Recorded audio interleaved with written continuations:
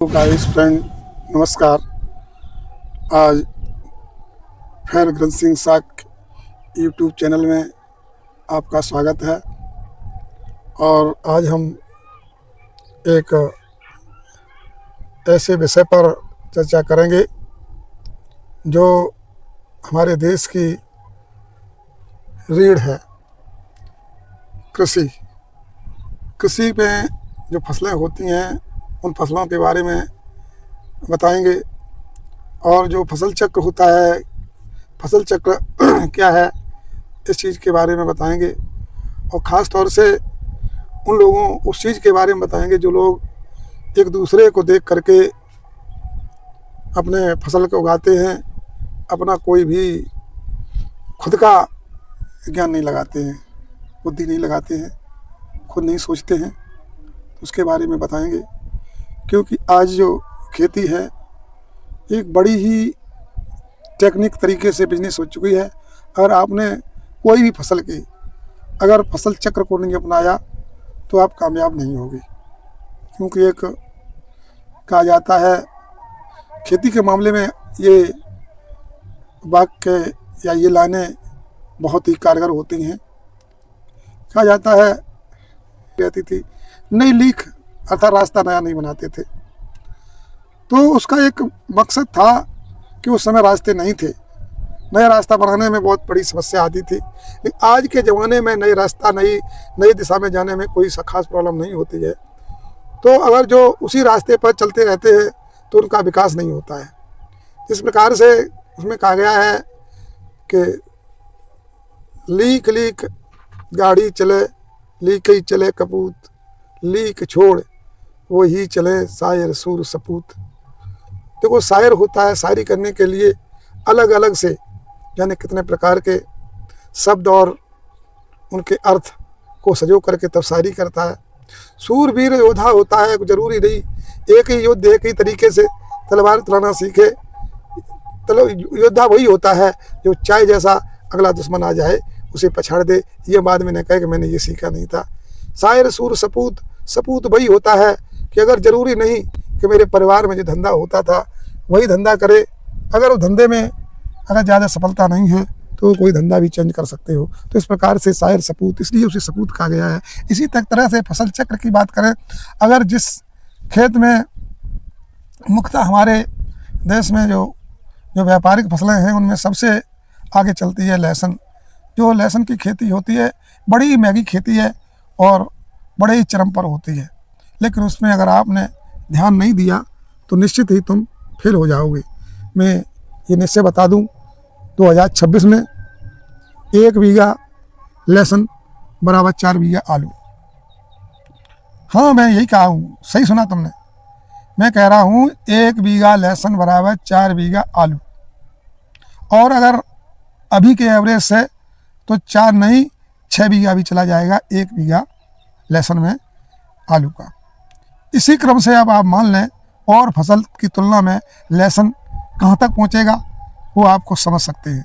क्योंकि अभी भी आज 3 फरवरी है, आज 3 फरवरी है, अभी भी 15-16 हज़ार रुपये प्रति कुंटल लहसुन है पुराना। नया जो लहसुन चलता है वो 7 से लेकर के लगभग 13 हज़ार रुपये कुंटल लहसुन चल रहा है। तो आप एक विचार कर सकते हैं कि आज किस तरह की पोजीशन है। अब तुमने जो पहले करते थे एक ही खेत में लहसुन किया, उसी खेत में आलू करते रहे तो न लहसुन होगा न आलू होगा।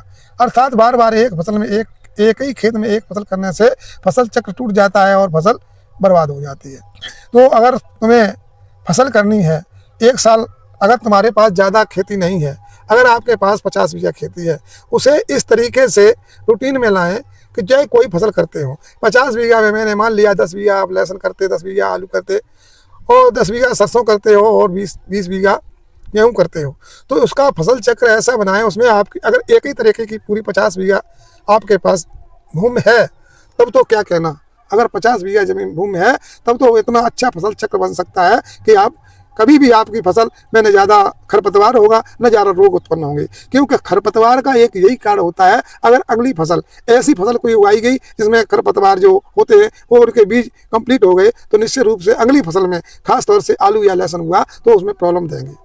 तो अगर ऐसा करें, जिस फसल में फसल चक्र बनाने के लिए ऐसा रूटीन बनाएं, अगर जिस खेत में लहसुन हो जाता है उस खेत का जो खरपतवार होता है वो नष्ट हो जाता है किसी न किसी तरह से, चाहे वो निराई के द्वारा या दवा के द्वारा, तो वो तो नष्ट हो ही जाता है। उसके अलावा फिर नंबर आता है आलू का। आलू में भी कई प्रकार से जो खरपतवार होते हैं वो लगभग नष्ट हो जाते हैं, क्योंकि आलू खुदता है उस समय उस तब तक जो उसमें उगने वाले खरपतवार होते हैं वो उनमें बीज पैदा नहीं हो पाता है। उसमें खासतौर से मकोइया और बथुआ होता है। तो ये चीज़ें होती, पहले तो आलू में ये होता ही नहीं है, जिसमें खेत में लहसुन हो जाता है उसमें ये सब नष्ट हो जाते हैं।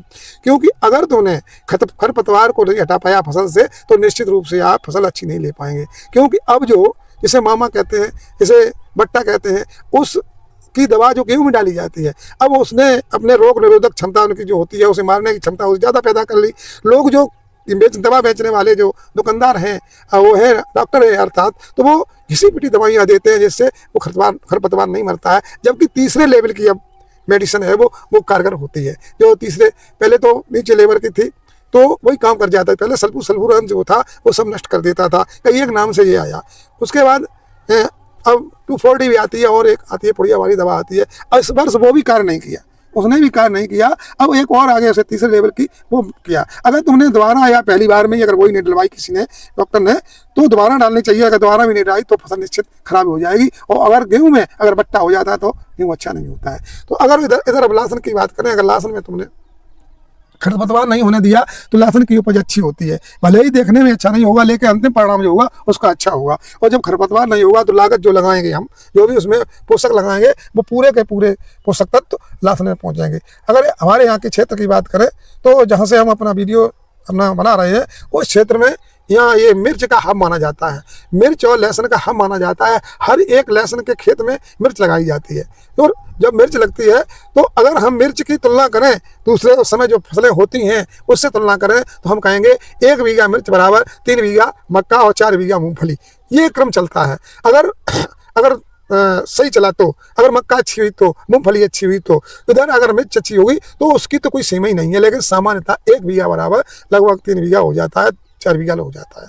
तो हम ये देखते हैं अगर तुम्हारे पास अच्छी भूमि है तो लहसुन की खेती करें, लेकिन एक तरीके से करें तो समय से उसमें खाद बीज पानी दें और खास तौर से खरपतवार न होने दें। अगर खरपतवार हो गया तुम्हारी फसल में तो अच्छी फसल नहीं होगी तो आपके अच्छा पैसा नहीं मिलेगा और आपकी आर्थिक स्थिति है वो डगमगा जाएगी। अगर अच्छी फसल करने के लिए अच्छी दवाइयों का प्रयोग करें, अच्छे बीज का प्रयोग करें और ये फसल चक्र खास तौर से है वो फसल चक्र जरूर अपनाएं, जिससे जो मैंने पहले कहा है जो लीक है आप लीक छोड़ करके जब चलेंगे तभी शायर और सपूत बन पाएंगे। तो हम ये चाहते हैं कि कोई जरूरी नहीं है एक खेत है, अगर तुम्हारे पास खेत कम है 20 बीघा है तब भी तुम्हारा फसल चक्र बन जाएगा, अगर 10 बीघा है तब भी फसल चक्र बन जाएगा। तो अगर और कम है फसल चक्र बन जाएगा, क्योंकि अगर बार बार करने से कोई लाभ नहीं मिलेगा।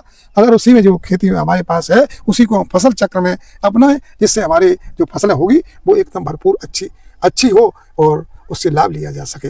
अगर हम देखें लहसुन की तरफ तो इस वर्ष लोग, अब ये भी बता दें, लहसुन की शुरुआत लगभग 5,000 से होगी।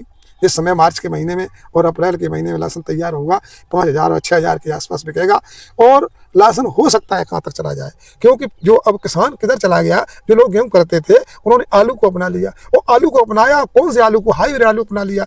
जब तक आलू की खास तौर से आलू की जो वैरायटी होती, अच्छी वैरायटी अच्छे बीज नहीं डालोगे तो कभी भी आलू में सफलता आप नहीं पाओगे। क्यों, आलू की कीमत उसी पैकेट की अगर आपकी 300 रुपये होगी उसी पैकेट की कीमत 1,300 रुपये होगी। क्योंकि अगर क्वालिटी आपकी है तो आपका 1,300 बिकेगा और क्वालिटी नहीं है कितना भी महंगा हो जाए तुम्हारा 300 बिकेगा, क्योंकि क्वालिटी आलू की बहुत ज़्यादा बिकती है।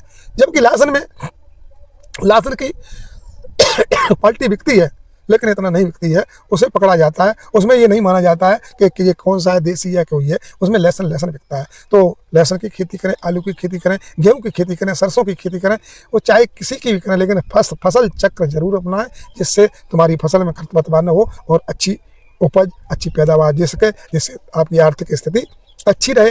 पुनः मैं आपसे आग्रह करूँगा, आप जहाँ से भी अगर हमारे इस वीडियो को देखते हो तो ग्रंथ सिंह साक जो यूट्यूब चैनल है उसे सब्सक्राइब करें, जिससे ये आपका चैनल ग्रो करे। बस इतना ही। नमस्कार।